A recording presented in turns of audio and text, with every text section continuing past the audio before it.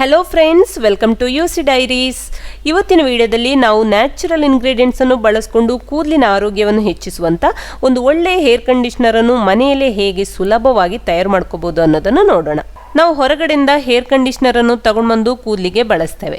ಒಂದ್ಸಲಕ್ಕೆ ನಮ್ಮ ಕೂದಲನ್ನು ಸ್ಮೂತ್ ಮಾಡ್ತದೆ, ಕೂದಲಿಗೆ ಶೈನಿಂಗ್ ಕೊಡ್ತದೆ. ಕ್ರಮೇಣ ಯೂಸ್ ಮಾಡ್ತಾ ಮಾಡ್ತಾ ಇದು ನಮ್ಮ ಕೂದಲನ್ನು ಡ್ಯಾಮೇಜ್ ಮಾಡಿಬಿಡ್ತದೆ. ಯಾಕೆಂದ್ರೆ ಇದರಲ್ಲಿ ಅಷ್ಟೊಂದು ಹಾರ್ಶ್ ಕೆಮಿಕಲ್ಸ್ ಇರುತ್ತೆ, ಅದು ನಮ್ಮ ಕೂದಲಿಗೆ ಒಳ್ಳೆಯದಲ್ಲ. ಇಲ್ಲಿ ನಾನೀಗ ಹೇಳ್ತಾ ಇರುವ ಹೇರ್ ಕಂಡೀಷನರ್ ಇದು ನ್ಯಾಚುರಲ್ ಇಂಗ್ರೀಡಿಯೆಂಟ್ಸ್ ಅನ್ನು ಬಳಸ್ಕೊಂಡು ಮಾಡೋದ್ರಿಂದ ಇದರಿಂದ ಕೂದಲಿಗೆ ಯಾವುದೇ ಅಡ್ಡ ಪರಿಣಾಮಗಳು ಇರೋದಿಲ್ಲ. ಇದು ಕೂದಲನ್ನು ಸಿಲ್ಕಿ ಸ್ಮೂತ್ ಮಾಡ್ತದೆ. ಇನ್ನು ಪೊಲ್ಯೂಷನ್ ಅಥವಾ ಹಾರ್ಡ್ ವಾಟರ್ ಇಂದ ನಿಮ್ಮ ಕೂದಲು ತುಂಬಾ ಡ್ಯಾಮೇಜ್ ಆಗಿದ್ರೆ ಈ ಕಂಡೀಷನರ್ ಅನ್ನು ನೀವು ರೆಗ್ಯುಲರ್ ಆಗಿ ಬಳಸಿ ನೋಡಿ. ಒಂದು 2-3 ವಾಶ್ ಅಲ್ಲಿ ನಿಮ್ಮ ಡ್ಯಾಮೇಜ್ ಆದ ಹೇರ್ ಏನಿರುತ್ತೆ ಅದು ಕಂಪ್ಲೀಟ್ ಆಗಿ ರಿಪೇರ್ ಆಗಿ ಕೂದಲು ತುಂಬಾನೇ ಸ್ಮೂತ್ ಆಗಿರ್ತದೆ. ಇನ್ನು ಇದೆಲ್ಲದರ ಜೊತೆಗೆ ಅಂದ್ರೆ ಇದು ಕೂದಲನ್ನು ಸಿಲ್ಕಿ ಸ್ಮೂತ್ ಮಾಡ್ತದೆ, ಕೂದಲಿಗೆ ಶೈನಿಂಗ್ ಕೊಡ್ತದೆ. ಇದೆಲ್ಲದರ ಜೊತೆಗೆ ಇದು ಹೇರ್ ಫಾಲ್ ಅನ್ನು ಕೂಡ ಕಡಿಮೆ ಮಾಡ್ತದೆ.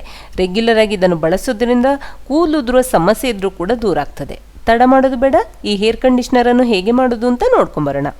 ಮೊದಲಿಗೆ ನಾನಿಲ್ಲಿ ಒಂದು ಸಾಸ್ ಪ್ಯಾನ್ ತಗೊಂಡು ಇದಕ್ಕೆ 1 ಗ್ಲಾಸಿನಷ್ಟು ನೀರನ್ನು ಹಾಕ್ಕೊಳ್ತಾ ಇದ್ದೇನೆ. ಇನ್ನು ಇದಕ್ಕೆ ನಾನು 1 ಚಮಚದಷ್ಟು ಟೀ ಪೌಡರನ್ನು ಹಾಕ್ಕೊಳ್ತೇನೆ. ನಾನಿಲ್ಲಿ ಸ್ವಲ್ಪ ಕ್ವಾಂಟಿಟಿಯಲ್ಲಿ ಮಾಡೋದ್ರಿಂದ 1 ಟೀ ಸ್ಪೂನ್ ಟೀ ಪೌಡರನ್ನು ಬಳಸ್ಕೊಳ್ತಾ ಇದ್ದೇನೆ. ನೀವು ಜಾಸ್ತಿ ಕ್ವಾಂಟಿಟಿಯಲ್ಲಿ ಪ್ರಿಪೇರ್ ಮಾಡೋದಾದರೆ ನೀವು ಜಾಸ್ತಿ ಟೀ ಪೌಡರನ್ನು ಇಲ್ಲಿ ಬಳಸ್ಕೊಳ್ಳಿ. ಇಲ್ಲಿ ನಾವು 1 ಗ್ಲಾಸಿನಷ್ಟು ನೀರನ್ನು ತಗೊಂಡಿದ್ದೇವೆ. ಇದೀಗ ಅರ್ಧ ಗ್ಲಾಸ್ ಆಗುವವರೆಗೆ ಇದನ್ನು ಚೆನ್ನಾಗಿ ಕುದಿಸಬೇಕು. ಒಂದು 5ರಿಂದ 6 ನಿಮಿಷ ಕುದಿಸಿದ್ರೆ ಸಾಕು. ಈಗ ಕುದಿಸಿ ಆದಮೇಲೆ ಇದನ್ನೊಂದು ಬೌಲಿಗೆ ಸೋಸ್ಕೋಬೇಕು. ಈ ಬೌಲಲ್ಲಿ ನಾನೀಗ ಟೀ ಡಿಕಾಕ್ಷನ್ ಅನ್ನು ತಗೊಂಡಿದ್ದೇನೆ. ಇದನ್ನೀಗ ಸ್ವಲ್ಪ ತಣ್ಣಗಾಗಲಿಕ್ಕೆ ಬಿಡಬೇಕು. ಇಲ್ಲಿ ನಾವು ಟೀ ಪೌಡರನ್ನು ಬಳಸಿದ್ದೇವಲ್ಲ, ಇದು ಸ್ಪ್ಲಿಟ್ ಎಂಡ್ಸ್ ಆಗೋದನ್ನು ಕಡಿಮೆ ಮಾಡ್ತದೆ, ಹೇರ್ ಫಾಲ್ ಅನ್ನು ಕಡಿಮೆ ಮಾಡ್ತದೆ, ಹಾಗೆ ಹೇರ್ ಗ್ರೋತಿಗೆ ಸಹಾಯ ಮಾಡ್ತದೆ, ಕೂದಲಿಗೆ ಶೈನಿಂಗ್ ಕೊಡ್ತದೆ, ಕೂದಲನ್ನು ಸಾಫ್ಟ್ ಆಗಿರ್ತದೆ. ಇನ್ನು ಸ್ಕಾಲ್ಪಲ್ಲಿ ಬರುವಂಥ ಡ್ಯಾಂಡ್ರಫ್ ಅನ್ನು ಕಡಿಮೆ ಮಾಡಲಿಕ್ಕೆ ಇದು ಸಹಾಯ ಮಾಡ್ತದೆ.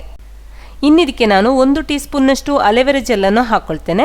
ನಾನಿಲ್ಲಿ ಸ್ವಲ್ಪ ಕ್ವಾಂಟಿಟಿಯಲ್ಲಿ ಈ ಕಂಡೀಷನರನ್ನು ಮಾಡ್ಕೊಳ್ಳೋದ್ರಿಂದ 1 ಟೀ ಸ್ಪೂನ್ನಷ್ಟು ಅಲೆವೆರಾ ಜೆಲ್ ಸಾಕಾಗುತ್ತೆ.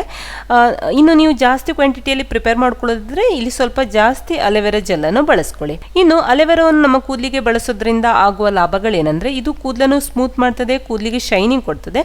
ಅದರ ಜೊತೆಗೆ ಇದು ಕೂದಲನ್ನು ಬುಡದಿಂದಲೇ ಸ್ಟ್ರಾಂಗ್ ಮಾಡ್ತದೆ. ಆದ್ದರಿಂದ ನಮಗೆ ಕೂದಲು ಉದುರೋದು ಕಡಿಮೆ ಆಗ್ತದೆ. ಇನ್ನಿದಕ್ಕೆ ನಾನು 1 ಟೀ ಸ್ಪೂನ್ನಷ್ಟು ತೆಂಗಿನೆಣ್ಣೆಯನ್ನು ಹಾಕೊಳ್ತಾ ಇದ್ದೇನೆ. ತೆಂಗಿನೆಣ್ಣೆ ನಮ್ಮ ಕೂದಲಿಗೆ ಅಂದರೆ ಸೌತ್ ಇಂಡಿಯನ್ಸ್ ಹೇರಿಗೆ ತೆಂಗಿನೆಣ್ಣೆ ತುಂಬ ಒಳ್ಳೆಯದಾಗುತ್ತೆ, ಅಂದರೆ ತುಂಬ ಒಳ್ಳೆ ರೀತಿಯಲ್ಲಿ ಸೆಟ್ ಆಗ್ತದೆ ನಮ್ಮ ಕೂದಲಿಗೆ ಇದು.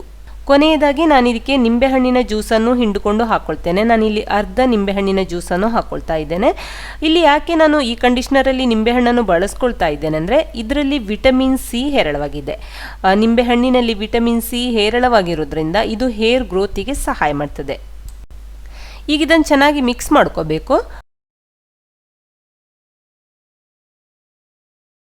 ಚೆನ್ನಾಗಿ ಮಿಕ್ಸ್ ಮಾಡ್ಕೊಂಡಾದ್ಮೇಲೆ ನೋಡಿ ಈ ಥರದ ಒಂದು ಸ್ಪ್ರೇ ಬಾಟ್ಲು ತಗೊಂಡು ಇದರಲ್ಲಿ ಈ ಕಂಡೀಷ್ನರನ್ನು ತುಂಬಿಸಿಡಿ.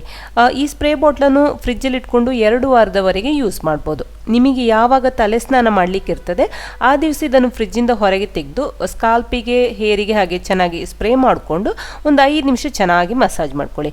ಆಮೇಲೆ 1 ಗಂಟೆ ಬಿಟ್ಟು ಹೋಗಿ ಮೈಲ್ಡ್ ಶಾಂಪೂಯಿಂದ ಕೂದಲನ್ನು ತೊಳ್ಕೊಳ್ಳಿ. ಕೂದಲನ್ನು ಚೆನ್ನಾಗಿ ವಾಶ್ ಮಾಡ್ಕೊಂಡಾದ್ಮೇಲೆ ಡ್ರೈ ಮಾಡ್ಕೊಳ್ಳಿ. ಆಮೇಲೆ ನಿಮಗೆ ಬಾಚಣಿಯಿಂದ ಕೂದಲನ್ನು ಬಾಚುವಾಗ ಫೀಲ್ ಆಗುತ್ತೆ.